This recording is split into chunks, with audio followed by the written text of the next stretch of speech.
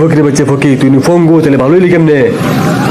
এই দেশে তো সবাই বাপ ধরে থাকে, আপনার নেতা আপনি বাপ ধরার মধ্যে আছেন।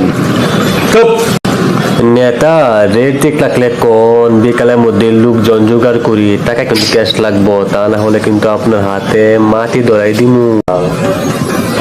না না, ঠিক আছে ঠিক আছে, তুমি লোক ডাকো আর আমি টাকা নিয়ে তৈরি থাকবো। কখন কোন জায়গায় যাই তুইব আগে হেইয়া কোন? আগামীকাল সকালে রমনা চত্বরে। তুমি কি আমাকে বিশ্বাস করো না? আমি নেতা ইলিয়াস।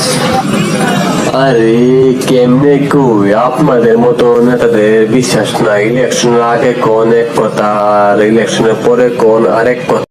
আয় রে, কালকে আমার পরীক্ষা।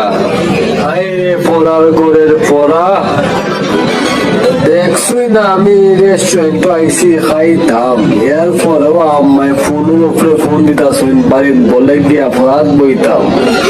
ঠিক আছে, তাহলে এখানে কি বসে থাকবো? চল কলেজে যাই, গিয়ে একটা ব্যবস্থা করি তোর জন্য, নাকি? কলেজে গিয়ে আমি তোরে যেভাবে কইমু তুই এভাবে করবি, বুঝছনি? আচ্ছা ঠিক আছে, চল এবার এখান থেকে উঠি।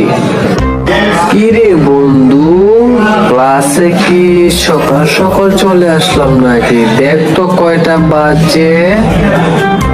এত কয়টা বাজে দেখো লাগতো না, চুপচাপ বই থাক, আগে আসি ভালো আসি, একটু পরে এরা সবাই আইব, বুঝছনি?